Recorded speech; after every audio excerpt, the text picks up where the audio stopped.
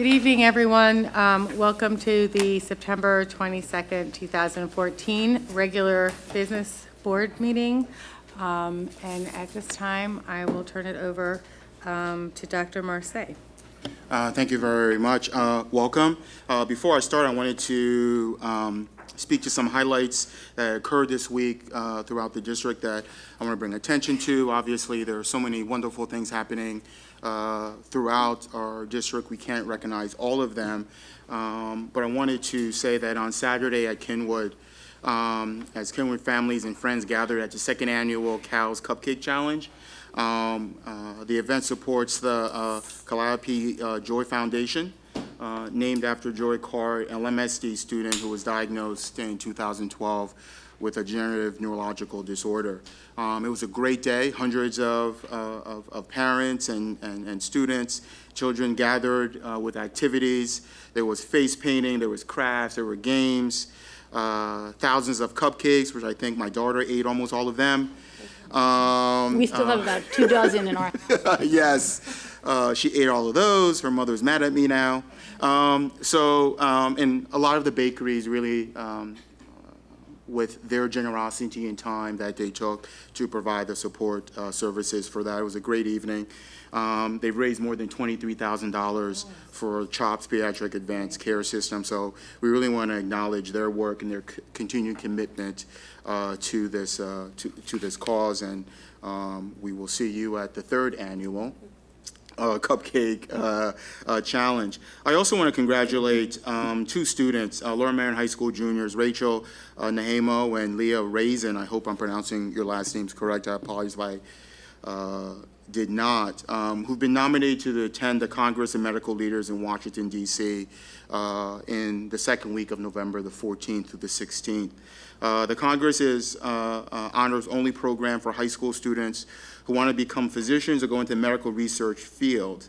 Rachel and Leah were nominated by Dr. Connie Marino, the medical director of the National Academy of Future Physicians and Medical Scientists, to represent Lower Merion based on their academic achievement, leadership, and determination to serve humanity in the field of science. So a few minutes to recognize those students and those individuals in the background who help support that. I'm sure their parents, their guardians, and our faculty as well.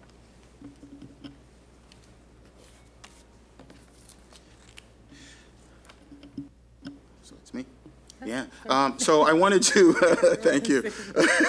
So in transitioning, myself and Pat Ganan, Director of Operations, are going to be speaking to you tonight and giving you an update on our 10-day enrollment and our current projects at the elementary and middle schools construction update. So I'm going to move to that podium and present that, and my colleague will join me a little bit as I go through the presentation.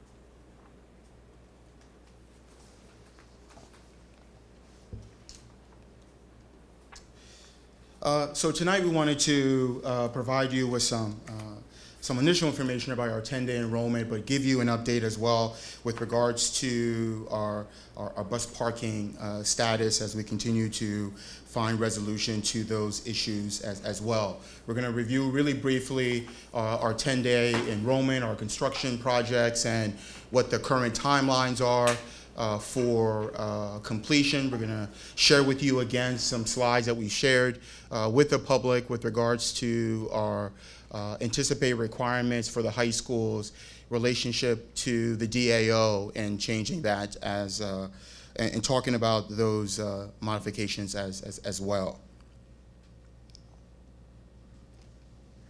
Thank you. So what I wanted to show you today, and I wanted to give you a really summary statement of what you're going to see. There are a lot of data slides, and obviously when there are data slides, oftentimes we get lost in the numbers, the lines, the number of data points that exist in that square footage. Looking through those 9 or 10 slides that I'm going to show in a little bit, I really wanted to pull out some of the really big nuggets of information that you will see in your analysis, whether you can draw upon that as we go through the slides or for your review later on, especially for the public who has access to this. As we think about our 10-day enrollment, this is what we do know. What we do know is that our overall district enrollment has increased over the last 3 years and continues to do that, continues to outpace the DeJohn-Haley projections. Our overall elementary numbers are increasing and have increased over the past 3 years, and they continue to exceed the DeJohn-Haley projections, the report that was done in 2012. When we take a look at a summary statement of our middle school and our high schools, we see that there is increase in enrollment from the previous year, 13-14, but even with that increase, that is below the DeJohn-Haley projections of 14-15.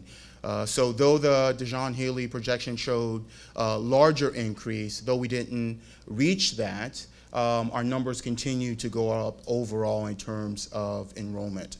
And then there was this conversation around variance or margin of error. Where are we within the margin of error for this study and this analysis? And overall, what you'll see is that the district falls within the acceptable industry standard of 5%. You'll see a couple areas where we're a little bit above that.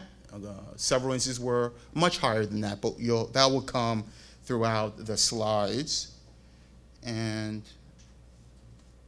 thank you. So if you take a look at this overall slide, what you will see is the district's overall enrollment, all 10 of our buildings. If I can point your direction to the two numbers that are in the middle of the graph, the one 8,053 and the 7949. Those two lines represent, the first burgundy line represents the current 10-day enrollment when we took that analysis, and the 7949 represents the DeJohn-Haley projections, and you see that we are above the DeJohn-Haley enrollment projections from 7949 to 8053. So there is growth across the district in total. And then we wanted to share, well, what does that look like in terms of the elementary level? And obviously you're probably taken aback because there's so much disparity between the blue line, which is the DeJohn-Haley projections, and the burgundy that is the actual numbers. And you will see that our current total elementary enrollment far exceeds the DeJohn-Haley numbers. The previous slide I talked about margin of error or variance, that is indicative of being over that 5% threshold, but I'll show a slide later on in the presentation that speaks more specifically to that process. One can assume or extrapolate or think about, since those numbers are going up, is there and will there be impact similar to this numbers to the middle school and to the high school, but that's for further conversation. This slide is really, if I can, a different representation of this slide. So if you look at this slide, what we wanted to do was draw your attention to the column that says 2014, 2015. There you'll see some numbers in gray, green, and in red. What we tried to show is a color representation of where we saw an increase of enrollment that is above the DeJohn-Haley projections. So everywhere you see a green box, that indicates that that particular school experienced growth that exceeded the Dijon-Healy projections. So if I can take your attention to the top as an example, you look at Belmont Hills Elementary, the Dijon-Healy indicated that projections for 2014-15 were at 454. Our actual 10-day enrollment, we're at 468. Hence that green indicator saying we're above that. The red block indicates where we were below the Dijon-Healy projection. So this overall analysis speaks to the summary slide I showed you earlier, that we are seeing an increase in our enrollment at the elementary level, and an increase that is above the Dijon-Healy projections. When we take a look at middle school and compare that to elementary and see that right now, you'll see that the burgundy, again, represents our actual 10-day enrollment, 1,874. The blue line indicates the Dijon-Healy projections of 1,026. And you will see that though our middle school overall enrollment is going up, it did not go up as high as the Dijon-Healy projections indicated as well. And this is another version of the previous slide, like the other slide, where I would draw your attention to that 2014-2015 school year, where you will see that in red represents a decrease of enrollment above the projected enrollment. So you see that the Dijon-Healy numbers for Ballard-Kinwood, the projected number was 940, and we are currently at 901. Welsh Valley projected was 986. Our current 10-day was 973. The arrows on the left, those green arrows, I just wanted to indicate to you where, though we didn't see growth in terms of the Dijon-Healy projections, you are seeing growth from the 2013-14 to the 2014-15 school year in both of those at Welsh Valley and the actual total middle school numbers. We take our attention to high school. Once again, that burgundy line represents 2520, represents our actual 10-day enrollment. The Dijon-Healy blue line, bless you, is that 2540. So you see that our total high school enrollment, though is below the Dijon-Healy projections, but you'll see in the next slide areas where we still see growth even though it falls below the Dijon-Healy numbers. So once again, it's very similar to the previous slide that showed middle school. We see that 1170 at Harriton is below the Dijon-Healy projections. If you look at Lower Marion, you see that not only did it go up from 1314 to 1415, but that number of 1350 does exceed the Dijon-Healy projections. And the summary slide in the beginning also corroborates this, that our total high school numbers are increasing from 1314 to 1415, but are below the Dijon-Healy 14-15 school year of 25-20. So I mentioned to you earlier that when you look at variance or margin of error and where we fall, when we began this work and cited in the Dijon-Healy report, it talked about what is that margin of error, what is that industry standard when you're making these type of projections, and you see how year 1, year 3, and year 5 vary differently in terms of that number. And industry standard says you're within the margin of error when you're around that 5% mark. And what we're seeing right now is a slide that represents where we are in terms of overall growth in the last 3 years.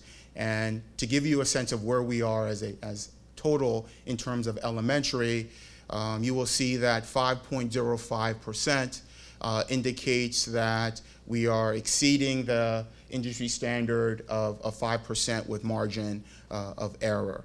And what obviously some of you might pull your attention to is the numbers that currently exist for Penn Wen. Penn Wen for the last 3 years continue to exceed the margin of error of 5%, and obviously that year 3 of 21.57. But overall, as a district, we fall within the margin of error in terms of accuracy of the analysis. Now, when we talked about what is the effect of that in terms of if we were to pull out Penn Wen in this analysis and deem it as an outlier, so to speak, where would that margin of error fall? And I think it's a little bit below 2%. If we took that out. So it's very interesting to gain more insight on what's happening with those particular projections. So with that, what I would like to recommend, because of what we are seeing with regards to the overall growth in enrollment at the district for the last 3 years, the fact that we're seeing an increase of enrollment at elementary school. In addition to that, the Dijon-Healy report indicated that in a growing district, such as ours, that is seeing growth the way we are, they recommend that another study be done every 2 or 3 years. And I think we fall within that category based on our preliminary analysis and the report. So I will be asking the board to allow the administration to begin conversations with consultants with the possibility of refreshing that the enrollment study to get a better sense of where we are as a district in light of the numbers that we are seeing. So with that, I want to pass the microphone over to Pat Ganan, who's going to talk to you briefly about where we've been with some of our construction updates and our bus parking.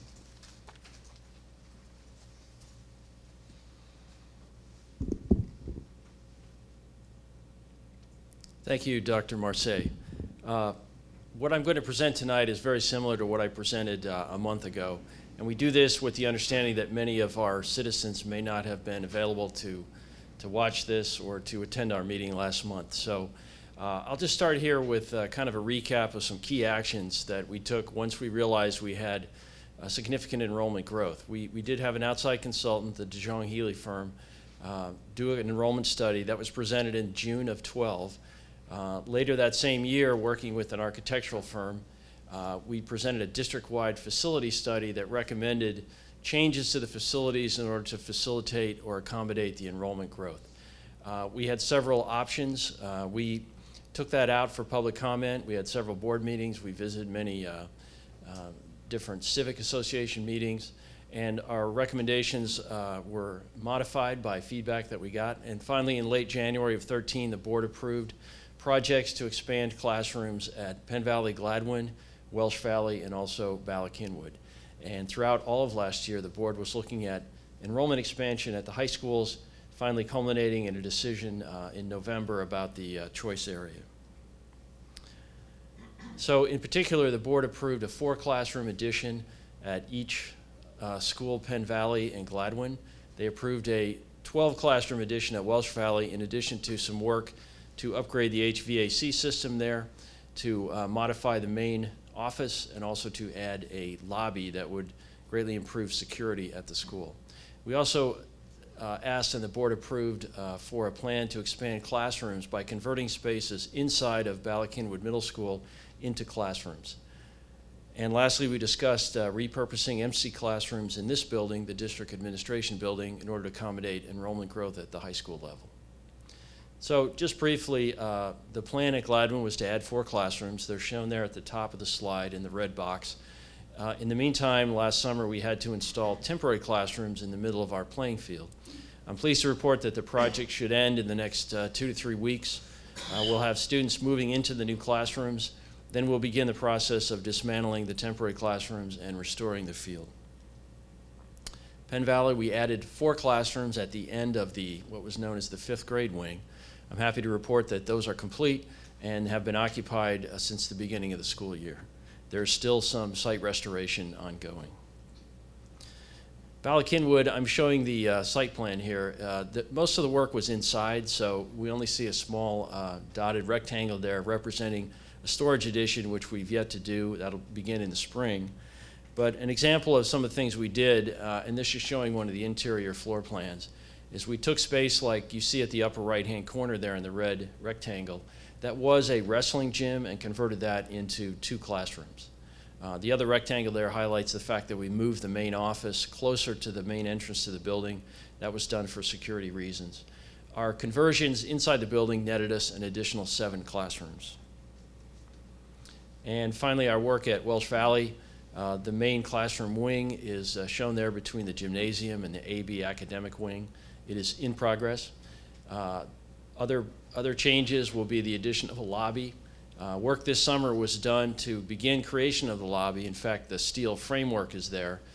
It's an open-air lobby, if you will. And we'll be finishing that next summer along with modifications to the main office area.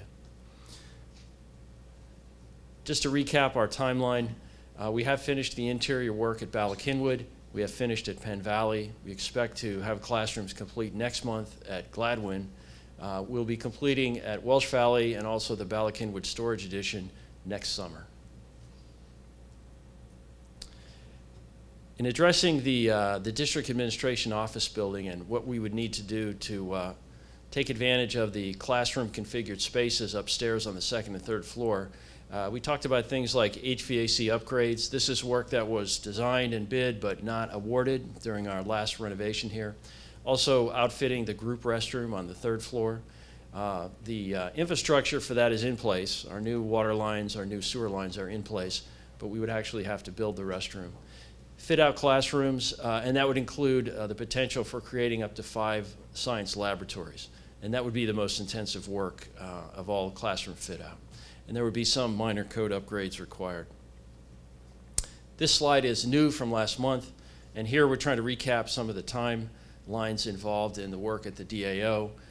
We had talked last fall and presented that any work in the DAO would require a minimum of 20 months between the time we would start design and we would complete the work. And you can see the breakdown there. And we've also introduced a planning schedule that kind of relates to other activities on the site, and that is bus parking. And I'll talk about that in a minute, but the idea is that we would acquire a new bus parking location to accommodate the 24 buses currently parked here. We would do that by next summer. We would have roughly a year to prepare that new location. We would move those buses in the spring, summer of 16, and begin the work on the building. And the building work, as it's shown there, is about 14 months. We want to take full advantage of the summer of 16 and the summer of 17 and be able to move into completed classrooms in the fall of 17. We talked a great deal about bus parking at meetings held in July and also in August. In July, we received a lot of public feedback concerning our plan to move buses to some property in Ballackinwood, but we also received feedback in general. We gave kind of an update last month that's very similar to what I'm talking about now. And in that time, in the meantime, there have been several informal and unofficial meetings with members of the Board of School Directors, the Board of Commissioners of the Township, and the Narberth Borough Council to discuss and brainstorm, if you will, ideas about how to deal with this enrollment growth, including the issue of moving buses. We know that at Lower Merion High School, an enrollment increase is going to generate a need for more parking for both staff and for students. So we've been approaching this, the solution to this by saying we already have pavement here on site. If we can move these buses off site, we can recapture this pavement, we can use this pavement to accommodate the parking increase. So that's why we have looked for a way to move these buses off site. This is a site plan of the high school. We have a total of 429 parking spaces. It may sound like a lot, but it fills up quickly. And I just wanted to point out in the lower center of the diagram there has indicated the place where the buses are parked. And we can recapture that space as well as the 30 or so parking spaces used by the bus drivers and aides. This is an overall look at our bus fleet. We have 119 buses. They're located in 3 locations. 70 are at our transportation center on Matson Ford Road, where we also have our repair garage and bus offices. We have 24 here on site, and then we have 25 stored at Harriton High School. One of the concepts we talked about last month, and the board gave us permission to move forward, is to look at our facility on Matson Ford Road. This is an aerial photo here, courtesy of our friends at Google, and look at modifying it by building a parking structure. And the parking structure would actually be constructed between the group of buses on the left and the building that you see there. And it would be located adjacent to our existing shop building. And the idea is that we would have 2 levels of parking. The lower level would be on grade, and we could widen that and construct a retaining wall to get a double-loaded aisle of parking. That would be for cars, and then we would build a deck on top of that.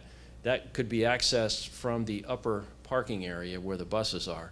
That also would be for cars. So the idea is we build a structure to park cars, freeing up real estate that then would be available for buses. This photo can be deceptive because all you see here are the buses. You don't see all the employees' cars. And currently we have 104 employees on site. So we expect, based on the concept we're looking at, that we could get as many as 20 additional buses on site. That would not provide a total solution to the 24 buses at Lower Merion, nor would it provide a solution for any additional buses our enrollment expansion would cause us to have to acquire. We are going to have to get a permit from PennDOT, as well as go through the land development process with Lower Merion Township. So as far as next steps, the Board of School Directors will continue to collaborate with the Township Commissioners in the way that they have been. We'll continue to analyze the Matson Ford Road parking deck concept, and we will continue to look at additional alternatives. Are there any questions I could answer? Actually, before we start with questions, first, let me say thank you for the presentation, and we really appreciate the administration, redoing the presentation from the August meeting so that, there were more people who would have an opportunity to see this at some point. And obviously, the PowerPoint presentations go on the website as well. And I think before we take questions, Dr. Marseille has a statement he would like to make. Mr. Driscoll has a statement he would like to make, and then I'll open it up for questions. Sure. Thank you, Dr. Gilbert. I wanted to read a statement that hopefully provides some clarity to the ongoing work of the district. Lower Merion School District has been involved in extensive planning over the past several years to accommodate increasing enrollment in our schools. This effort has included classroom expansion projects at several schools and a comprehensive search for additional school bus parking. In May of this year, our real estate broker transmitted letters of intent to indicate our interest in 2 available commercial properties on Bala Avenue that were suitably zoned for bus parking. As part of our due diligence and in response to public requests, we delayed negotiations with the property owners so that we could engage the community and gather feedback on the feasibility of these properties. Simultaneously, members of our board, school directors, initiated dialogue with the Lower Merion Township Board of Commissioners and Narberth Council in a collaborative effort to identify other possible parking locations and strategies. Our recent proposal for a parking deck at Matson Ford Road Transportation Center was vetted through those meetings and presented publicly in August. Also in August, the township revived an ordinance from 2010 to rezone Bala Avenue, in part to prevent the properties of interest from being utilized for bus parking. The Board of Commissioners passed the ordinance last week before any additional school bus parking locations had been formally identified and approved. While disappointed by the chain of events, we remain optimistic that increased dialogue and cooperation with the commissioners, Narberth Council, and the public will result in a solution to our pressing bus parking issue, which really is an issue around enrollment growth. This is a community issue that requires a community response, and I've said that several times before. Our schools, by the extension of our buses, benefit all the children of Lower Marion and Narberth, and look forward to a resolution. Thank you. Thank you. Thanks, Dr. Gilbert. This is just a brief report on the meetings that we've been having as the delegation from the school board and the Narberth Council and Board of Commissioners. So I'm just going to read it. Back on August 27th, 3 members of the Board of Commissioners and 3 members of the school board sat down to discuss bus parking. This was the 3rd time we've had these discussions in the past several months. We discussed some potential properties and features thereof that could meet the school district's needs. No new options were discussed that are currently supportable for moving forward. I just want to remind everybody, all who participated continue to get a better understanding of the constraints to finding answers to this issue. And as I've stated before, these conversations are for brainstorming purposes only. No member has the authority to commit resources or make decisions on behalf of their respective boards. However, they are helpful in gauging what each of us as individuals are prepared to explore and even support. At the August 27th meeting, we discussed the parking deck on the school district's Matson Ford Road facility. At the last school board regular business meeting on August 18th, the school board approved the administration's recommendation to conduct engineering, traffic, and other studies in furtherance of this project. At the August 27th meeting between the school board delegates and Board of Commissioner Task Force, the members of the board commissioners present stated at that time they could support this project. In addition, those commissioners present supported granting waivers, where appropriate, of the land development plan, as well as assisting the school district in locating necessary temporary parking should construction occur at Matson Ford Road. We are presently and will continue in the future to try and locate additional bus parking in the eastern part of the township. At the present time, we do not have any specific plans on such an option. We plan to talk again in the next 2 to 3 weeks when schedules will allow. And thank you. Okay, thank you very much. At this time, I'll take questions from the rest of the board. Does anyone have any questions? Go ahead. I'm happy to go last. Why don't you start with one question and we can kind of go around if people have more. Well, I just didn't go last because they kind of flow one after the other. Okay. So anyone else wants to go first? Doctor, are you? Okay. Okay, well, maybe these will spark some thoughts from the others. First, thank you very much. I know this took a lot of work. My first comment is on slide 11 and 12, and I just have to give props to my high school math teacher. So I was actually joking with my son earlier this summer about when on earth in real life do you need absolute value? And if you go to the next slide, you'll see this is a time when you need absolute value. So the Lmsb total is not really 1.3% because that's an average of all those numbers. And because the variance can be positive or negative, this is really wonky. I just throw that out there because I wanted to give props to high school math teachers, because if you ever need an example in real life of where absolute value matters, here's an example. So if you go back to the previous slide, I just want to point out that 3 years out is 2.9%, 5 years out is 4.8. So if you flip back again, we're within the 3-year numbers, which are 2.9. But the 5%, and Wagner, perhaps you just misspoke, but the 5% is the 5-year number, not the 3-year number. Yes, so, yeah. You are correct. Yeah, so that elementary school total, while it does include Penn Win, which is an aberration, is the 5-year number, not the 3-year number.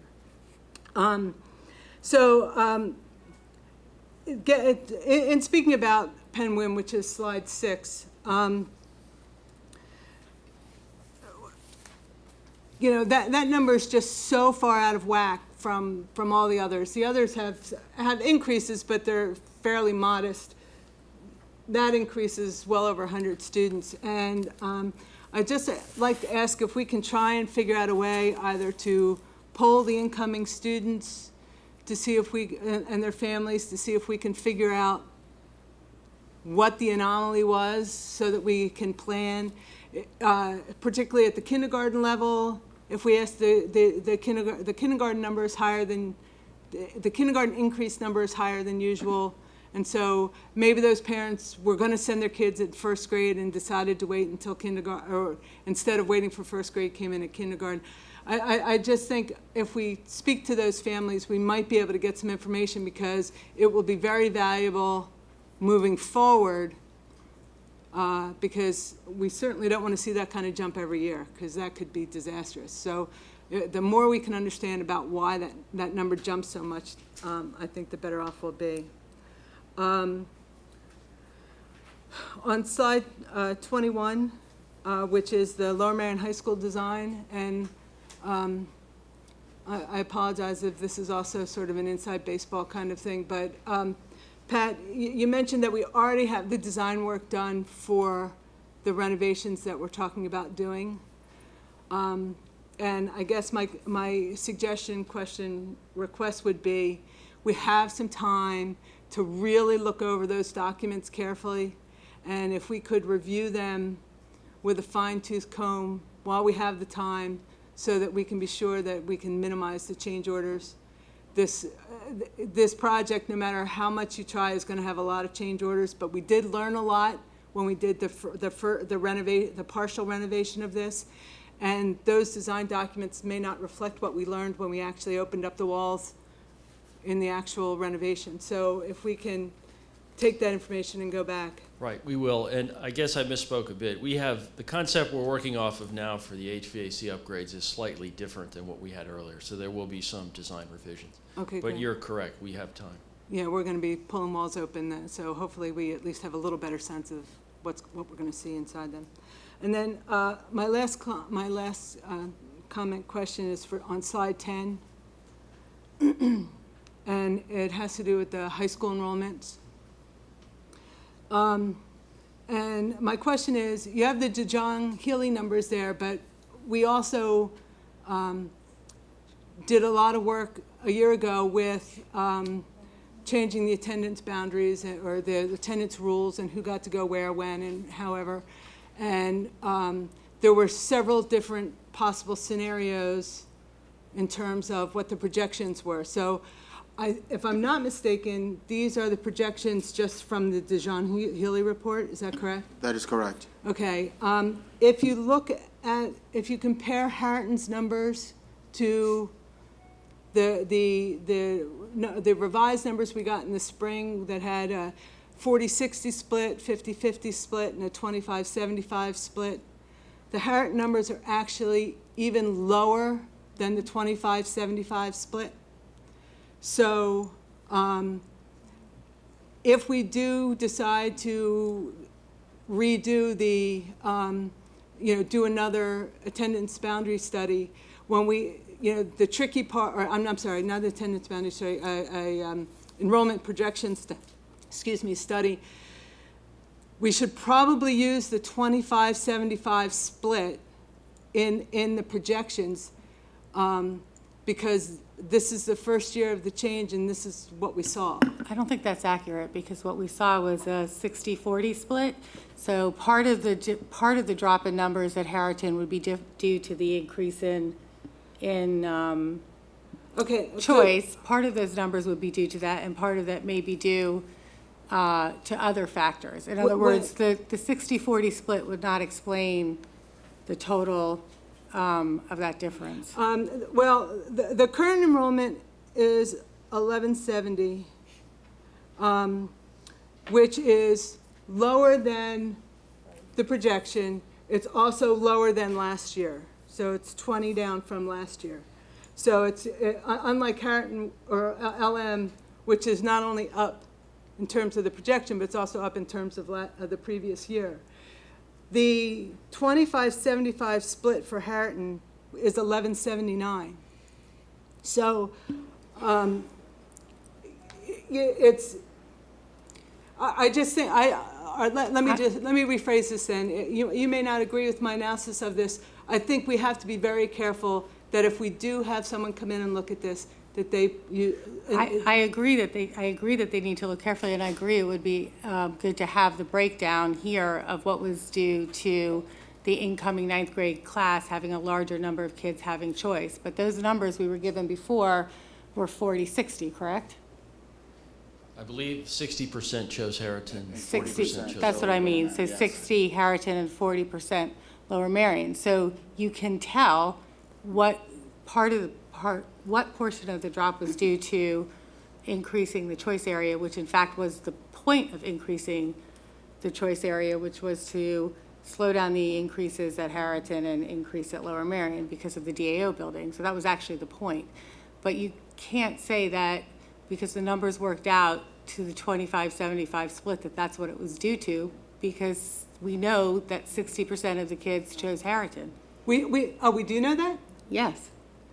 So we had that, we've never had that That was data? Yes, we in have. We've had that at a public meeting.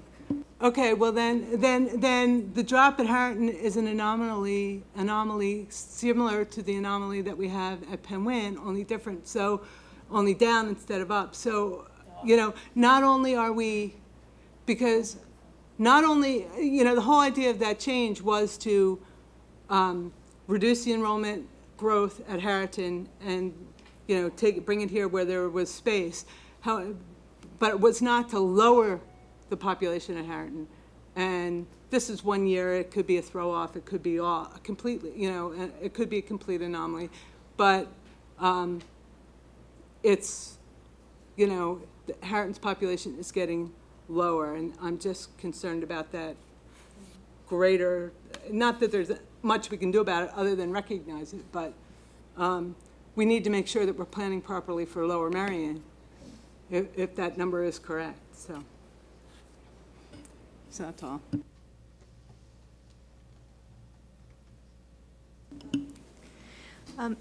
The numbers at Penn Win, do we have any idea of what percentage of those kids are going to MELC versus the other schools? Like, I wonder if that's an attraction of sending a child to kindergarten, the proximity to MELC. Good question. I do not have those numbers, but we can definitely look into that and get back to the board with the percentage of those students who might be attending MELC.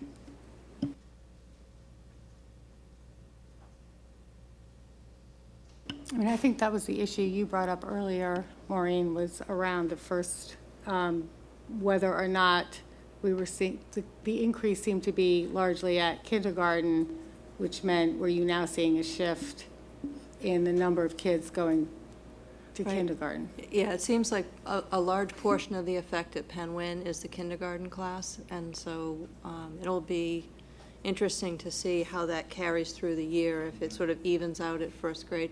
It looks like there's also a larger than expected first grade class and second grade class, so it's clearly not the whole effect, but there's something going on with kindergarten at Penn Win.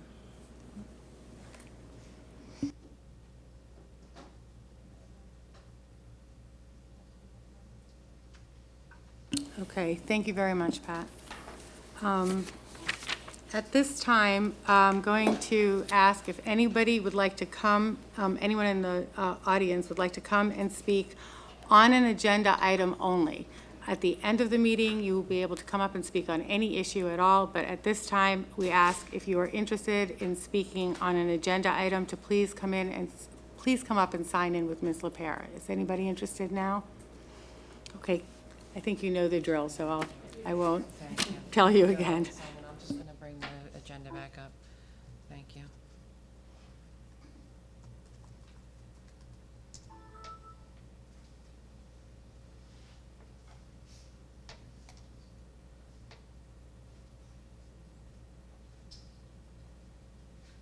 Okay. You can go ahead and speak. I'll start after you. Good evening, Rosa Surratt. I just walked in, but I believe that I saw the enrollment, 10-day enrollment up there, so I think this is an agenda item. And about 2 minutes ago, let me take a look. Excuse me, getting names here. We already brought up the enrollment at Penn Win, and I think that my daughter and grandson live in Penn Win, and I drive there very frequently. And it's interesting to me that sale signs are going up and down incredibly fast. So that's why you're going to see large amount of kids at Penn Win. And where they're going up is going to be going to Lower Merion. And that's not going to surprise anybody either. So if you look at the way it's going to flow, then I think we're going to have an even bigger problem in a couple of years or later on than we have now. And it's just logical.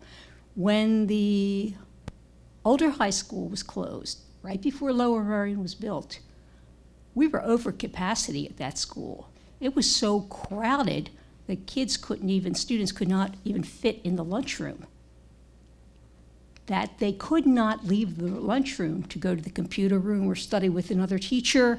They were sort of captive in the lunchroom. The halls didn't get any bigger. Clubs didn't get to be larger, so there was more of a challenge for students to get in the club they wanted, more challenge for students to be leaders, more challenge for students to be president or vice president of the class, more challenge for student council, and that's my concern. That is my concern with two unequal high schools, or grossly unequal, okay? I think you got to think about what you're going to do about that when it happens, because it's going to happen soon. Just like you look at the enrollment right before the high school closed. We all know we don't have to look at predictions. I can look at the future because I have the CAC. I can see the way they went up and down, and they're going to go up. And what are we going to do? Then they're going to go down. But while they're up there, what are you going to do? Just like when you look at educationally in a comprehensive plan, you know how it all fits together, or you work hard to do that. You need to look at how this fits together, where you're going to put the students, where they're going to be, where they're coming from. You can't isolate that from what the neighborhoods are like. You can't isolate that from the buses. Buying more buses is not a singular solution. I think I would ask you all again to visit these schools in the morning, visit them in the afternoon. It's an educational experience. Look specifically at Lower Merion in the morning and the afternoon at Harriton. You'll learn a lot. Thank you very much.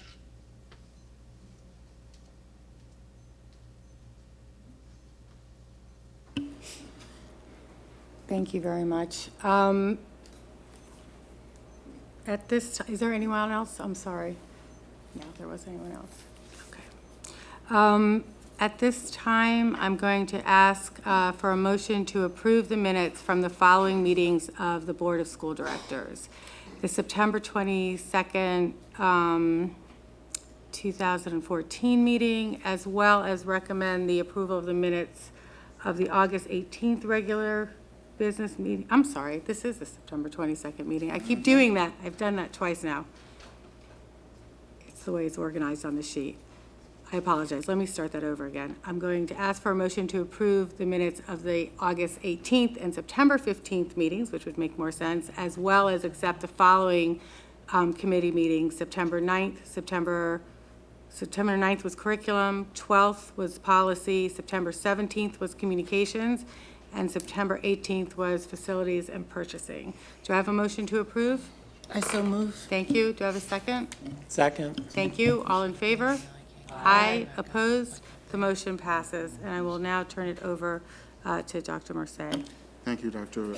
Gilbert.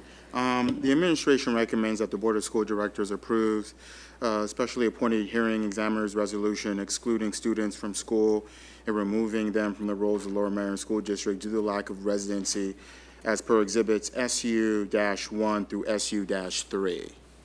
Are there any questions? Do I have a motion to approve? So moved. Do I have a second? Second. Thank you. All in favor? Aye. Opposed? The motion passes. The administration recommends that the Board of School, Ooh, Oh, I'm sorry. I didn't hear you. sorry, I didn't hear as well. Okay, so so it's 8-1, is that correct? All right, thank you.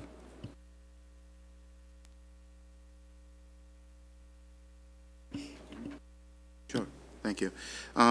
Superintendent recommends that the Board of School Directors approves the human resource action as listed, exhibits HR 1 through HR 7.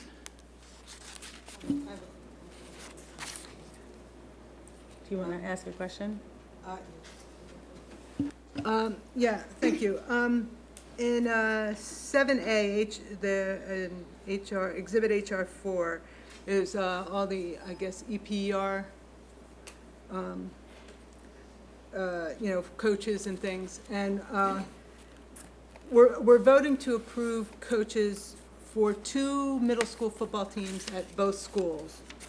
And as of right now, I'm not sure we have enough students to fill those 2. I had a conversation with Ms. Schaefer, and so my question is multi-layered, and most of which it's more, I'd like to ask that we spend some time, possibly in a policy committee meeting, talking about addressing this issue. But first a question, if we approve this, doesn't mean we're definitely having those 2 teams. Is that correct? We're just approving that if we have those 2 teams, that's who's going to coach and how much we're going to pay. Is that correct? Schaefer, I'm assuming that's correct. I don't know with regards to coaching whether, even if our numbers are down, we tend to hire a coach for what we expect number of students to come out, and numbers, as a former coach, sometimes go up in terms of enrollment of athletes, and other times they decrease. At this point, the information that we have available is that they are fielding teams at the middle school level. The number of athletes that are participating is the discussion that we had, and one that I think, since we don't have a specified cap, at least one that's board approved, the middle schools, I believe, have operated on the understanding that they will move forward with fielding teams, and that is why the recommendation was being brought forward. Okay. So one of the teams, I forget which one you said, had 13 players. That's correct. And you can't field a football team with 13 players. You just can't. It's impossible. And so unless they manage to find another 10 kids willing to play, it's not going to be possible, however much they want to field a team. What I don't want to do, if we can avoid it, is commit to paying coaches for teams that we're not running. So I'd also like to just add that that was information that came to me today by Right. way of your question, so I haven't had an opportunity to follow up and get any more details. So I'd like to have that opportunity to discuss with them. And I think that's wise. And I think, the first couple of days of practice, who knows how many kids they get in, and this might all be a moot point. However, if that is the number, then as I said, I don't want to approve three coaches' salaries for a total of maybe $10,000 for a team that we're not running. So if there's a way we can approve this contingent on the teams being fielded. I think this is a policy issue. I do because too. we're talking about, you raised the issue on the football team, but you could ask that question Exactly. of every single team. Absolutely. So this, to me, is a policy issue that should not be formulated around 1 year, at Welsh Valley or Ballackinwood. I don't even know which Yeah, one's not I fielding the team. I don't remember which one it So was. I would suggest that, we, go ahead and approve this, assuming that there are kids who are on these teams, and bring it up as a policy discussion so that it is focused on, these sports teams in general and not a particular one, because you know. I absolutely agree with you that we should not pick on one particular team. Absolutely. No, I know that, Diane. I'm not No, I suggesting- know, yes, I'm just agreeing with you. And I do think it needs to be a bigger discussion in a policy meeting, and that was one thing that Ms. Schaefer and I talked about. The thing that I'd like to do is, can we approve this whole list contingent upon the activity moves forward, and not just blanketly approve them all whether the activity goes forward or not? I'll direct that to our solicitor. Is that something we can do? There are specific names and salary amounts associated with these appointments. So when this motion gets passed, these people are going to be appointed and given supplementary contracts to handle these sport coaching activities. Whether and to what extent could the district decide not to offer some of these later on down the road after these appointments were made would be something that I'd have to take a little bit more time to look into. It's not something I can actually give you an opinion on right here on the fly. I'd need to actually take a look at the contract, the collective bargaining agreement, take a look at what's being proposed, and see if it's possible to appoint these individuals on a provisional basis, which is essentially what's being suggested. Is this something that has to be approved this month? Can it be approved next month? I believe these teams are already active, even Yeah. though the number I of am- participants may I am going to vary. make a recommendation that we go ahead and move on this, because you've got kids on teams today that this is going to be affecting, and that if, you know, I think we should move forward with this and then look at this as a policy issue, that if we choose to implement a policy, whereas teams will be, you know, where sports won't be run because there's not a big enough team in a particular year, then we would do that. Well, I'd like to recommend that if we can delay it a month, I mean, if it's a set amount, they're going to get the set amount one way. They're going to get the set amount either way. It's not like we're not going to pay them for doing the work. We are going to pay them. But we would have to decide the next month not to run a team. That's what I'm concerned Right, about. well, we will know in a month whether the team is But we don't viable or have a not. policy that says- Yeah, but if there's no team, why are we paying a coach for it? If there's no club? If there Let's is- say there's a club here. But there is a team. There are 13 kids who are on that team right now. That's the problem. I'm concerned that we are, listen, obviously, if there's not interest in a sport, we've got to deal with the issue and decide how we're going to, you know, respond to that. And I think that's an absolutely reasonable thing to do. I'm concerned about, you know, making a general policy on the basis of one particular situation. So, I mean, I'm totally in agreement with you that we should be reviewing this in policy and coming up with a policy that we can, that we think is the right one. I guess I would add that it doesn't seem appropriate as a personnel matter to penalize an individual or two individual coaches while we discuss a policy issue. I mean, these people are waiting, all the coaches are waiting for this, and so it doesn't seem appropriate to do it as a personnel issue as opposed to policy discussion about our athletic programs. So I would So we like- have two different, I mean, how do we do this? Because I have one motion and Diane has a different motion, so do we vote one? Actually, no motion's been made yet. Okay, well, I will make a motion. Can I make? Can the I could president make make a motion? Can I make a motion? No, so do you I want to would make? like to move that we delay this for a month until we see what teams we actually have running, and then pay the coaches according to what teams we actually have Okay, running. so we need to actually vote that, we need a second, and then we need to vote that up or down. So is there a second? Okay, Okay, there's no fails, second. So fails. we'll go ahead and vote on this, and with the agreement that we're going to have this brought up in policy to develop an appropriate policy, When we which is vote, clearly needed. Can we pull this, can we vote on all the others and just pull this out and vote on this separately, please? Sure. Okay, so we're,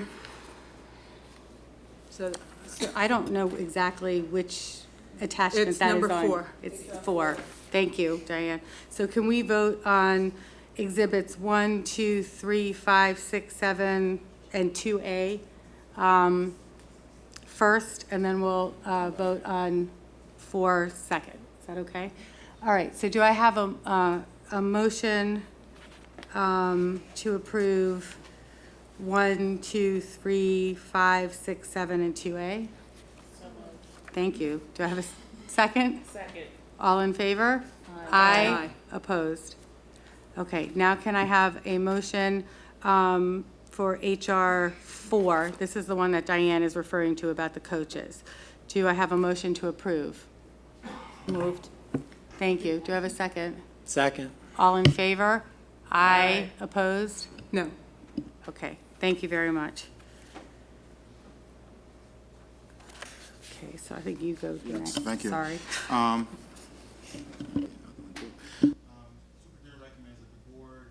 School directors approves the independent consultant contract with David Robinson for professional services to include writing project stories for the district website, district publications, photography, video and audio, and other media projects for the period of September 1st, 2014 to June 30th, 2015 for $30,000 retainer.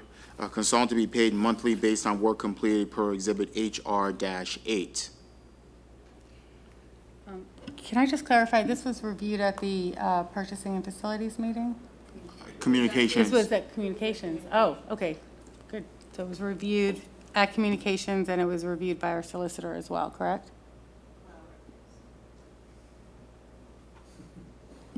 The Communications Committee did not actually have this contract to review, so this was brought to our attention. But just to clarify, we had not seen the actual contract. And if I'm wrong, please correct me, but that's my recollection. Okay, so, I'm sorry. Was reviewed by Whistler Pearlstein, the contract. But it wasn't reviewed, but the contract itself was not reviewed by the purchasing or communications. It was not brought to the purchasing committee. I can't speak for the communications committee. Okay. Well, does anybody have any questions since we have it, we can see it? I just, if it's possible to include more detail as to the structure of the time and compensation to the contract, I think it would be a good addition, and perhaps before it's fully executed, that could be an addition. But other than that, there's no problem with the contract. It's just some detail that could be added. Well, we have to vote on it without the detail then. So We often vote on things pending. pending solicitor review, not pending committee review. Can we have pending solicitor re-review? Can we ask them to look at it again? I mean, pending. I don't know. We've never done pending committee review beforehand. It would be problematic to vote on a contract pending essentially renegotiation, because you would have to have the other side agree to whatever the additional terms were being added. It's not just a review for legal compliance issues. It's actually, changing some of the terms. Okay. Just to add, at the committee meeting, it was discussed that this was a very high-performing consultant who had previously worked for the district. Yes. And there was, some description provided about what this person would be doing. We just didn't see the actual contract itself. Which usually goes in front of purchasing, so I'm not, the purchasing and facilities. It's usually where these go. Is there time to have it reviewed by purchasing and facilities next month? Doug, is there time? Okay.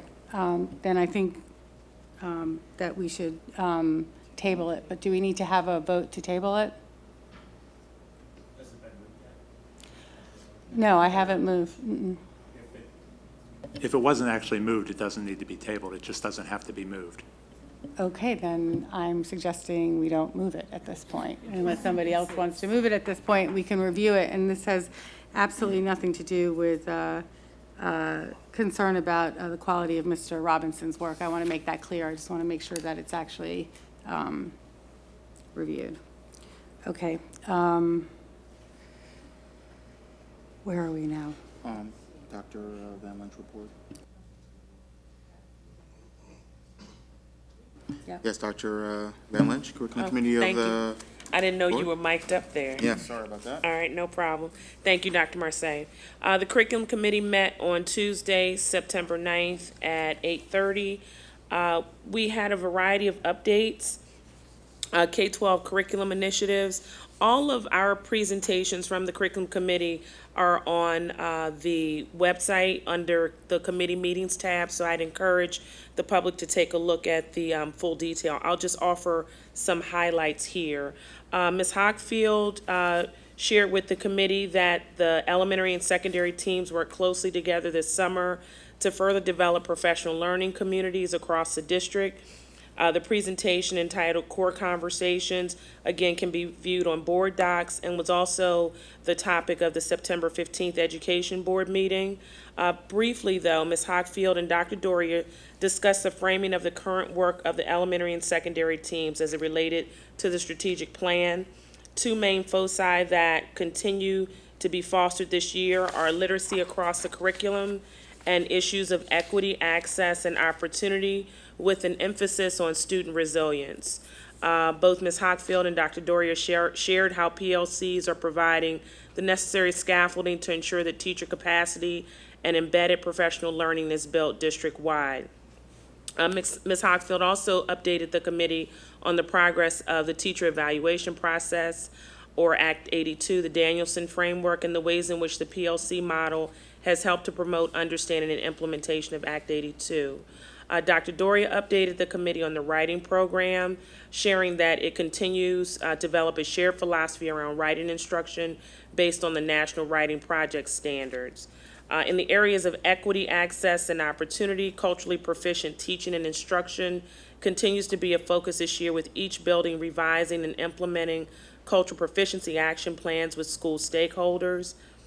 Programs that continue to support student holistic needs, such as Responsive Classroom on the elementary level and the Oveus program in the secondary schools, were also reported. The teams were proud to report that all 10 district schools are No Place for Hate certified schools, and technology integration continues with the iPad initiative in kindergarten, Chromebooks in middle school, and use of the flipped classroom model, among many other district-wide technology initiatives. Gifted education support will begin universal screening this year in first grade and will promote an increased collaboration among gifted support and classroom teachers.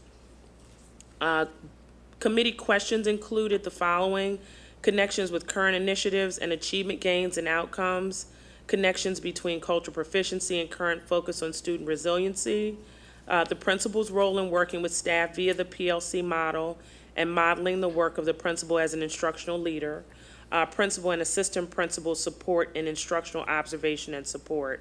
Also, Dr. Doria gave the committee a update and report on the extended day kindergarten program, which operated between March and June of 2014. Students were identified, 40 students participated in the program, 6 to 8 at each school. Students with identified need for both literacy and math support. Growth was shown in all measures for these students, and the committee was happy to support the elementary team and continue the program for this school year. We also had an update on the extended day program for grades 4 and 5. These are students who scored below basic or basic in the reading and or math on the PSSA assessments.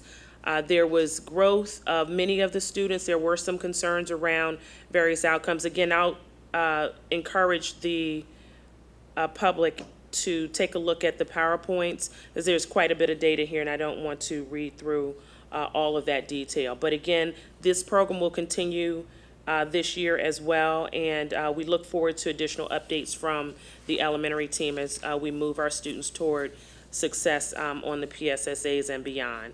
Our next meeting will be Tuesday, October 7th at 8:30 a.m. in this room. Thank you. Thank you, Dr. Van Lynch. Moving on, the administration recommends that the Board of School Directors approves a quote from ProQuest, the first resource our students use when researching a topic. The database provides access to full text articles from a wide variety of journals and newspapers, including scholarly and peer-reviewed articles. The renews for secondary schools for the 14-15 school year in the amount of $36,670 per attached exhibit. Are there any questions? I had a question. I was just wondering if in the future we could have some data on usage, how often ProQuest is actually used, and if some of the sources, the most frequent scholarly journals, if they're available through some free Google Scholar or something else that's not as expensive. We can look at that for you. Thank you. Any other questions? Do I have a motion to approve? Thank you. And a second? Thank you. All in favor? Aye. Opposed? The motion passes. The administration recommends that the Board of School Directors approves the overnight field trips per exhibits 1 through 7. Any questions? Do I have a motion to approve? Moved. Thank you. Second? Second. Thank you. All in favor? Aye. Opposed? The motion passes. Thank you.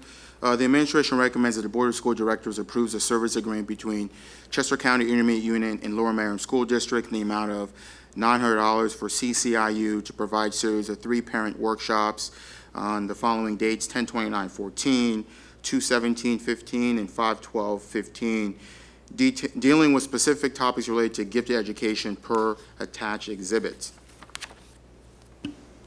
Do I have a motion to approve? So move. Thank you. Do I have a second? Second. All in favor? Aye. Opposed? The motion passes. The administration recommends the Board of School Directors approve the proposal from Timbo to develop an Excel tool to use in teachers' evaluations for the amount of $15,000. Dr. Marseille, has that been reviewed by a solicitor? Yes, it was reviewed by our solicitor. Thank you. Do you have any questions?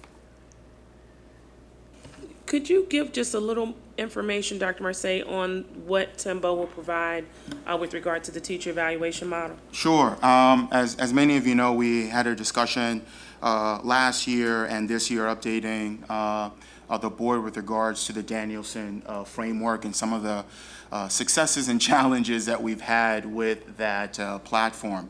Timbo has been working with us for several years in some of our data analysis work around PSSA's keystones and things of that nature. When we finished the school year, our teachers were given a survey and asked what were some of the challenges that they faced with the evaluation model. And on top of the list was, unfortunately, the large volume of documentation that is required by teachers as part of Act 82.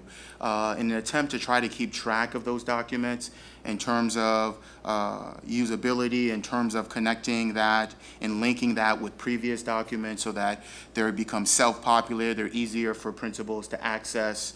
We were doing everything the traditional way, I guess, paper and pencil, and that was taking a large amount of time from our teachers, who said if you can do one thing, even though they might not love the Danielson framework, could you please find a tool that would allow us easier access to those 8 documents and allow us to pre-populate those and link those via email. So we talked to Timbo, who put together a series of documents that will provide teachers with the ability to do that. It reduces the amount of time that they're filling out those particular forms, the amount of time that they're sent via inter-office box to the time the administrator gets that, reports, gets feedback on that, sends it back through inter-office, professional reviews that document, sends it back paper copy. So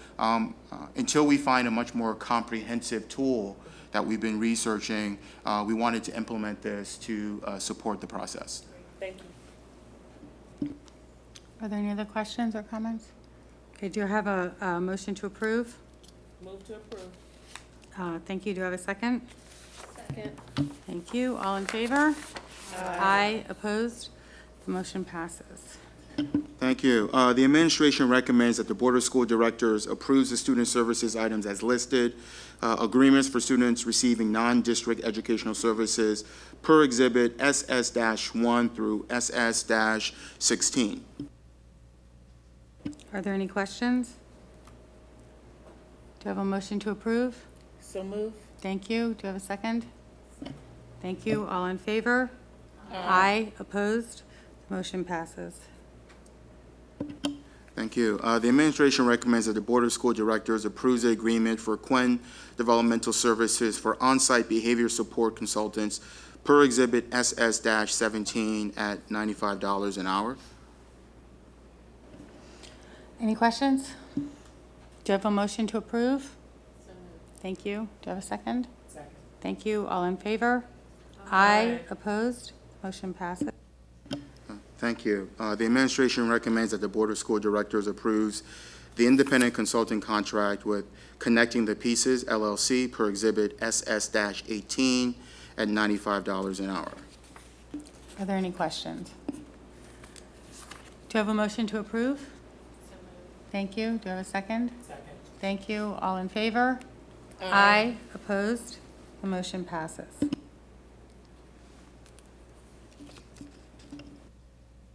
Mr. Orlando? I think Oh, I'm sorry. I'll pass it over to Ms. Robinson for a report of Facilities and Purchasing Committee. Thank you, Dr. Marseille. The Facilities and Purchasing Committee met on September 18th at 8:30 in this room to review the list of bills, which were reviewed without error or without any kind of noting. We reviewed an amendment to Elemental Environmental Solutions Agreement related to removing a tank found at the St. Justin's property that was previously not known about. So this is an amendment to the contract that was already placed. We reviewed Crafts Coaches, Inc. agreement with, which refers to additional buses for after-school activities and other functions on an as-needed basis. We reviewed the change orders for the Gladwin Elementary School and Penn Valley Elementary School projects. And we received a project update on the elementary and middle school expansion projects. Gladwin Elementary is scheduled to be finished and closed within October, and we're currently behind on the Welsh Valley project, but it's expected to be on schedule again before January. The next meeting of the Facilities and Purchasing Committee is October 16th at 8:30 a.m. Under the Business Office and Finance, we have 3 recommended action items. I'll take them in one motion, unless a board member would like me to separate any. Seeing none, the administration recommends to approve the financial report for August 2014, to accept the donation with pleasure pursuant to Policy 702 from Drexel University to Lower Merion High School to honor Mark Petrowski, a Lower Merion High School teacher for the Lower Merion High School Technology Educational Department, and approve the list of surplus property. Okay, well, first, let me say on behalf of the board that we're grateful to accept a donation from Drexel University. Are there any questions? Do you have a motion to approve? Thank you, Diane. Do you have a second? Thank you. All in favor? Aye. Opposed? The motion passes. Melissa, before we go on, just one thing under business and finance real quick. I spoke to Mr. Orlando the other day about putting together some information for us regarding the expenses related to enrollment growth. And I hope to have a finance committee meeting, but between the amount of time it's going to take him to get some information together and our schedules, that meeting probably won't take place till November. But hopefully by next business meeting, I'll be able to announce when that finance committee meeting will take place.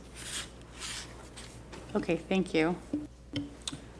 Under Facilities and Operations, there are 3 recommended action items. Mrs. Robinson went over all those. We did review these in the Facilities and Purchasing meeting. The first one is to approve the amendment to the agreement with Element Environmental Solutions for amount estimated at $2,500. Approve the agreement with Craft Coaches for transportation services, and approve the change orders to the Gladwin Elementary and the Penn Valley Elementary projects. Are there any questions? Do I have a motion to approve? Motion to approve. Thank you, Suba. Do I have a second? Second. Thank you. All in favor? Aye. Opposed? Motion.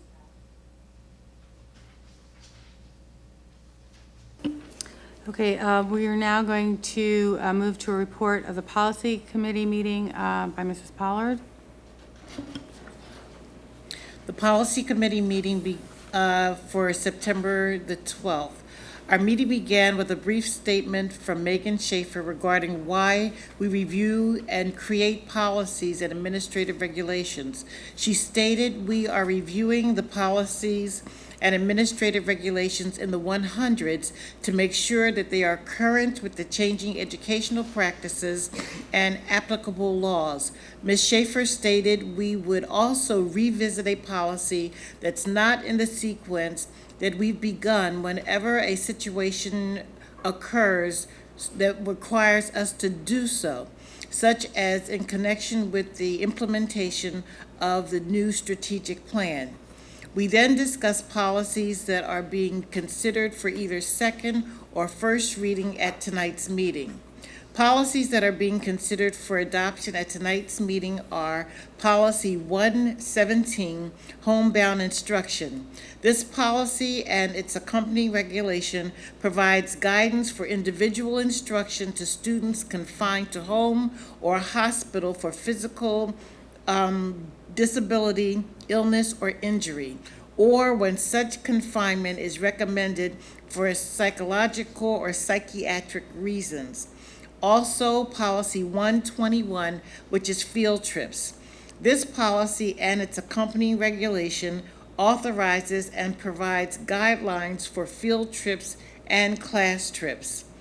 Policies that are being considered for first reading at tonight's meeting are Policy and Administrative Regulation 118, which is independent study. This policy establishes and provides guidelines for independent studies by children. Also, Policy and Administrative Regulation 119, objections to instructional materials. This policy establishes the mechanism of addressing objections to instructional materials. The next policy meeting will be on Friday, October the 10th, here in the Administrative Boardroom. Okay, I understand, Diane, that you have a concern with one of the policies for a second read, but were you at the meeting? No, I was not. Oh, okay, That's so, unfortunately. And actually, I think it's only up for first read. oh, it's for a first read? It's 118.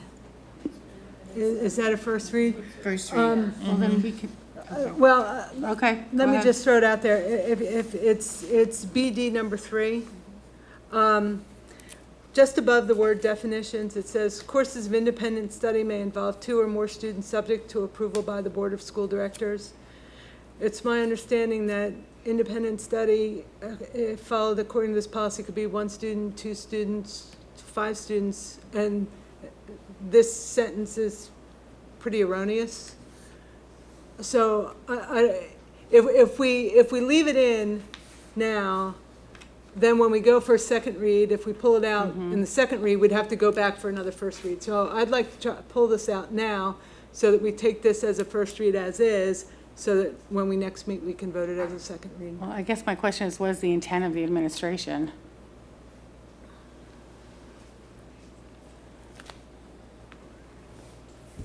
That language predates me. It wasn't a topic of discussion of the policy committee this time around, but I'm not sure I can even anecdotally answer it right now from the standpoint of have we approved or have we always required that approval be contingent on more than 1 student, student's interest in an independent study course.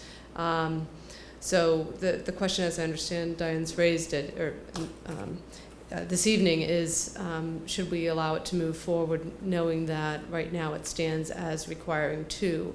I don't know that the administration has. No, it doesn't. It says may involve 2, so May involve 2. it doesn't even require 2. It said it could involve 2, it doesn't have to. So it just seems like the sentence, The way I read it was, if you have more than one student requesting the independent study, then it needs to get approved, because it's really not independent if there's multiple students. So it just, then it okay, gets. so it sounds like this is a bigger conversation. I was gonna say. So, I Yeah, withdraw so my I would, question and I we'll would just talk about it suggest at the that policy we meeting. discuss that at the next policy meeting, at the administration come with a recommendation of what your intent is for the And policy. there's no pressure on this. That's fine. If we go for a first read again in a month, it's not going to make a difference. Correct. Okay. Yeah. Okay. So at this point, what we actually need to vote on, which are the, sorry, I'm looking for the second reads. Oh, here they are. The second readings per policy 117 homebound instruction and policy 121 field trips as described by Mrs. Pollard and as were discussed in multiple meetings as required. So is there a motion to approve those two policies? So moved. Thank you. Is there a second? Second. Thank you. All in favor? Aye. Opposed? Melissa, can I do CIU? You have to say the motion passes. I'm sorry. That's okay. Give me 1 second, please. Where are we? Yeah, why don't you go ahead and do MCIU now, and then we'll move on from there. As the representative of the MCIU, I just wanted to bring this to the attention of the board and our community.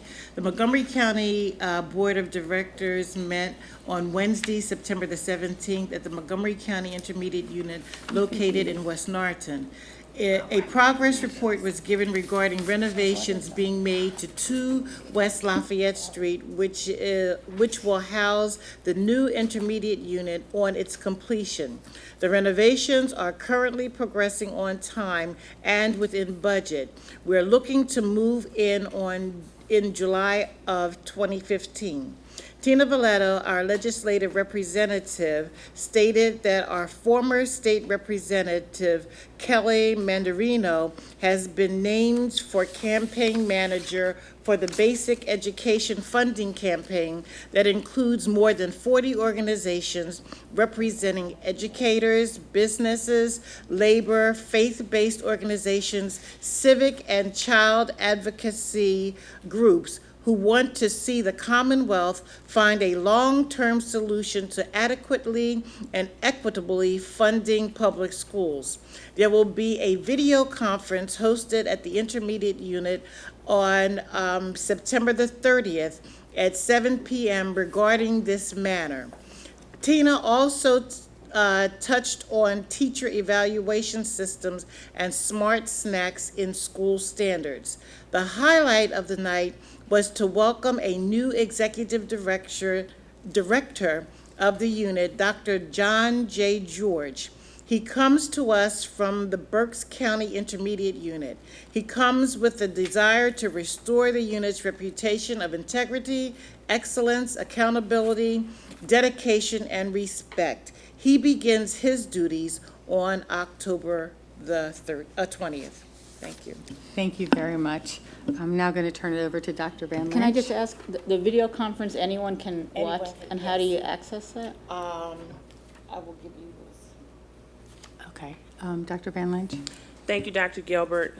Dr. Van Lynch, myself, Chair of the Superintendent Search Committee, recommends approval of a letter of understanding with BWP and Associates to perform consulting services in connection with the district's superintendent search in the amount of $18,900 plus expenses. The LOU has been reviewed by the solicitor and approved. Before I turn it back over to you, Dr. Gilbert, just want to offer a bit of context. The committee was comprised of myself, Ms. Pollard, Mr. Bonaventura, Ms. Robinson, Ms. Ackman, and Dr. Golden. We met throughout the summer, and we reported this information before, but I'd like to do it at this time as well, just to provide some highlights of the work that the committee undertook this summer. We looked at the board's priorities and constraints regarding the best search firm, particularly those that would provide a focus and process for community and stakeholder engagement in the search, firms that specialize in educational administrative searches, those that had a strong familiarity with high-performing suburban districts such as ours, the timeline and the range of services. The committee reviewed 5 firms: Chester County Intermediate Unit, Penn Search, McPherson and Jacobson, Ray and Associates, BWP and Associates, who are recommending this evening, and the PSBA and ProAct Search.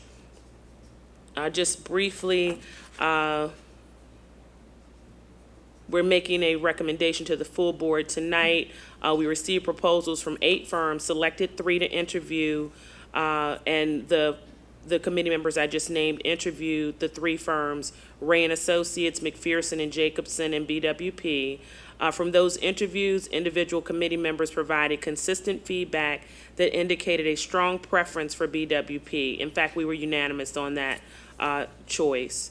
Among other strengths, the search team proposed by BWP included at least 1 consultant with close ties to the Montgomery County area and this area, school district area in particular, and has a very good understanding of our district. In addition, our reference checks yielded very positive feedback when we reached out to former or chairs and former chairs who work directly with BWP. In fact, a number of the superintendents selected are still sitting superintendents right now when they worked with this consulting company.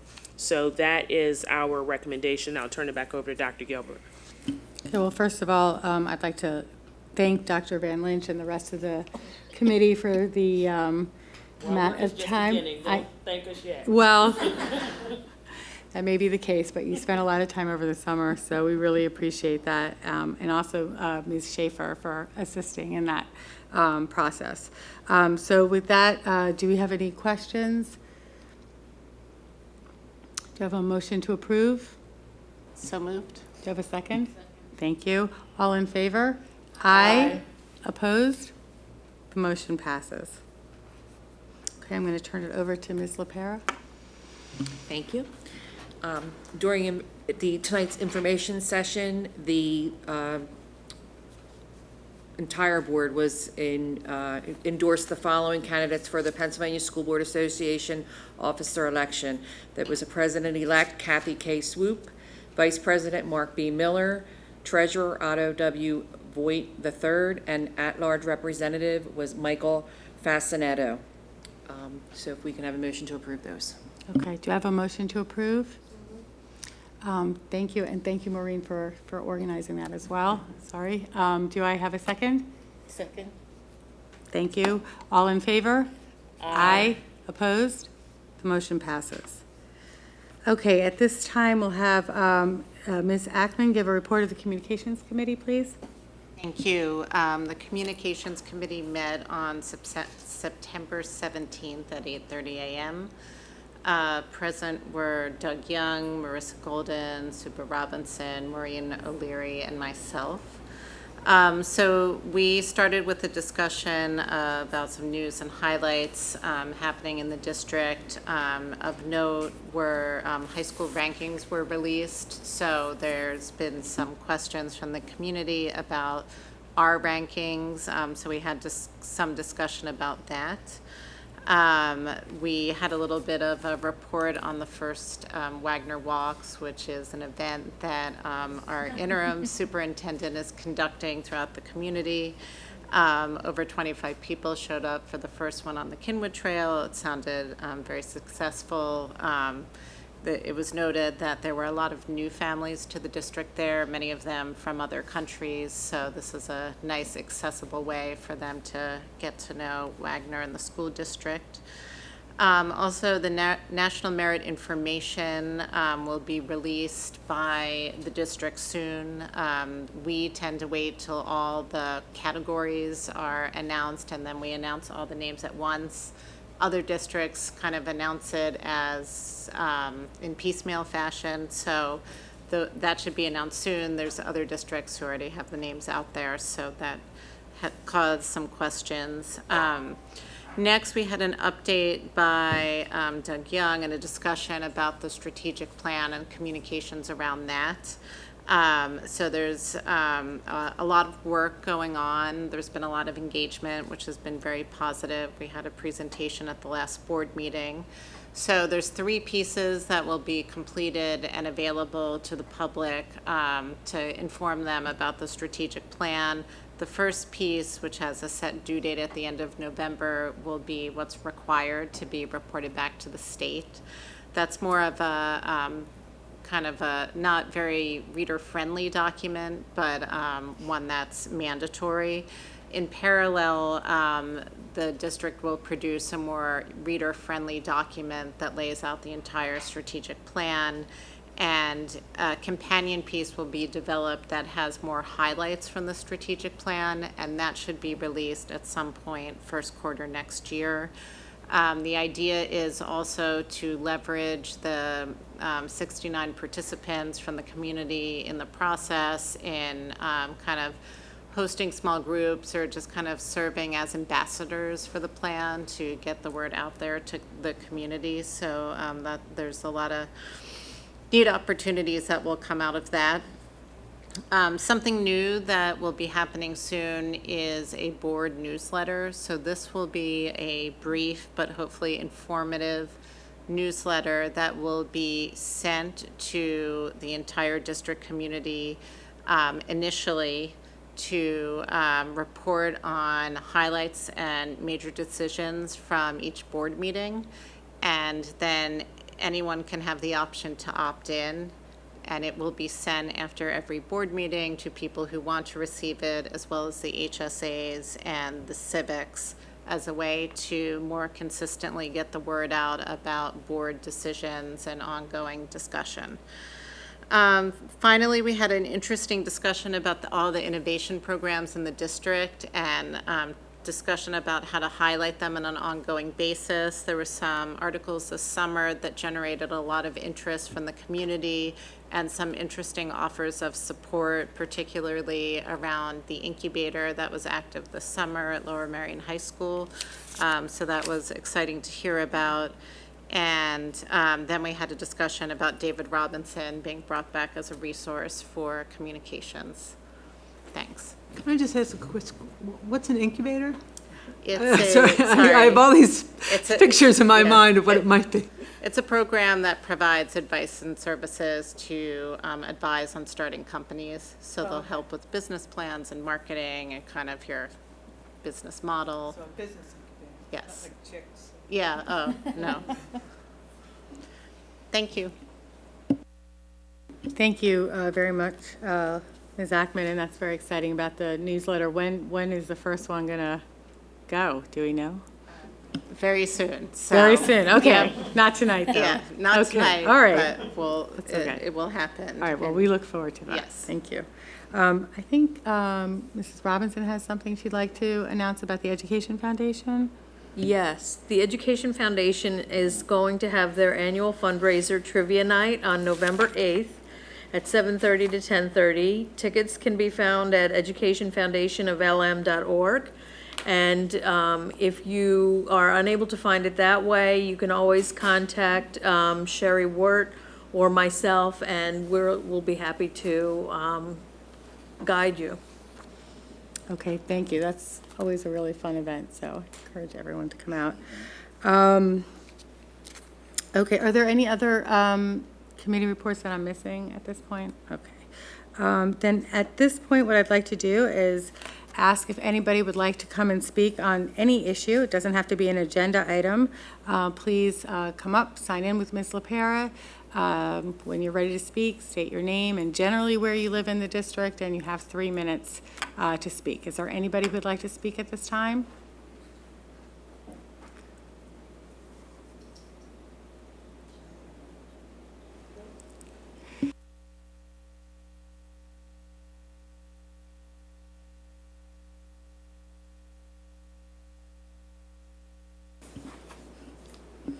Welcome again.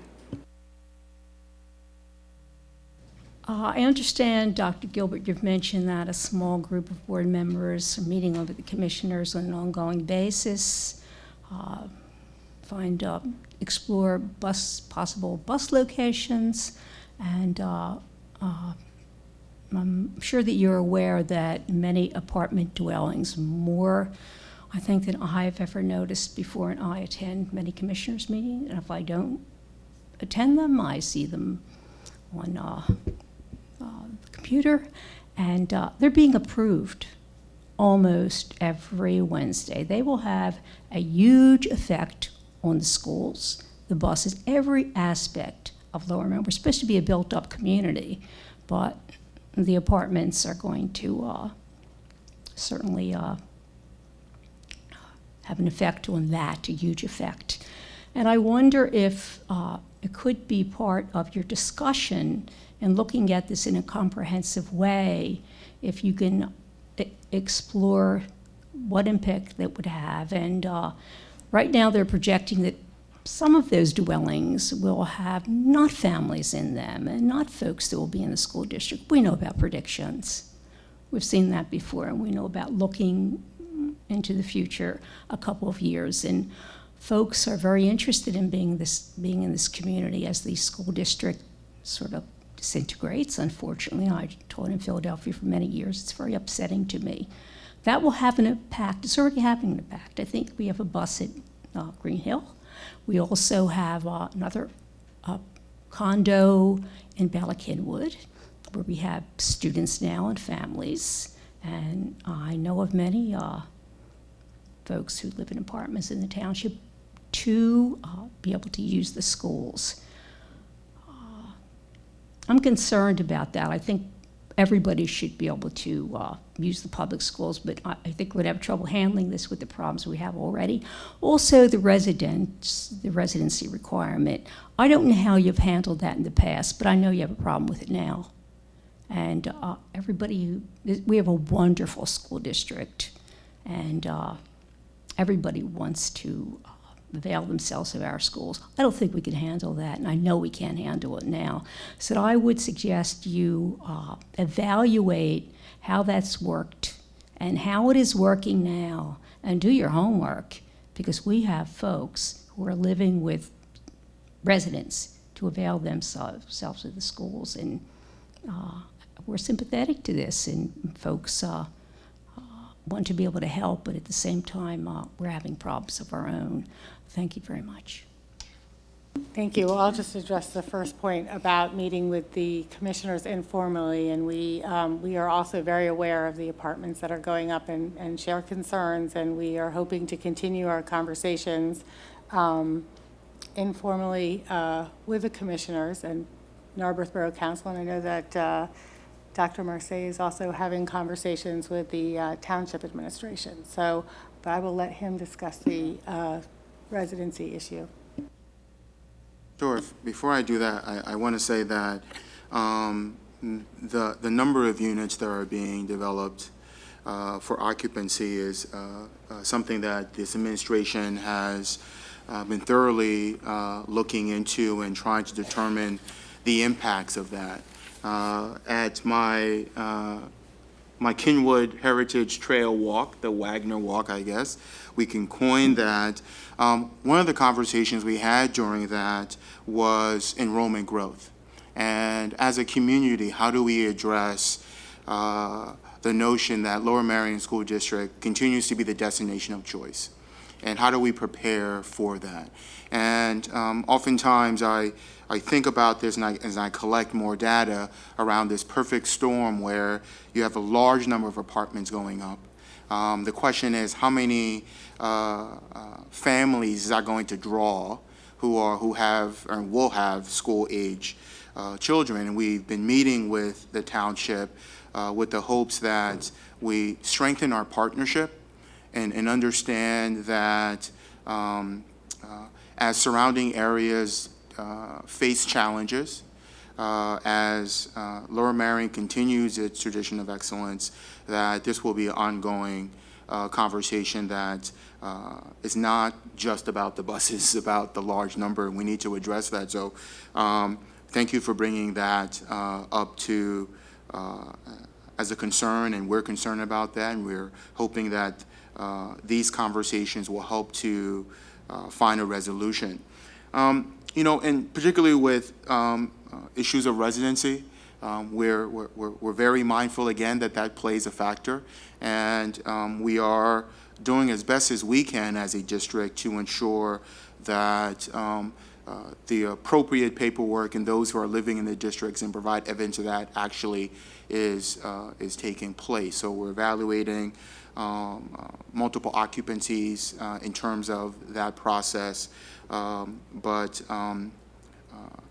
our offices are looking and monitoring that process to make sure that if indeed we find anomalies with that process and parents or guardians are not providing the appropriate paperwork to verifying their residency, then the district takes the appropriate action to move forward. Okay, thank you. Is there anyone else who would like to come forward? No. Okay. Before I move on, I just want to announce a couple of meetings. There is a legislative meeting this Wednesday, September 24th at 8:30 a.m. in this room. There's a October 7th, 8:30 a.m. Curriculum Committee meeting, and an October 10th, 8:30 a.m. Policy Committee meeting, all in this room. And then October 13th, 8 p.m. is our next Education Committee meeting. And at this time, I'm just going to announce, in accordance with the Sunshine Law, that the Board of School Directors met in executive or information sessions on September 15th to discuss real estate, and September 22nd, real estate and litigation. And with that, we are adjourned. Thank you, everyone.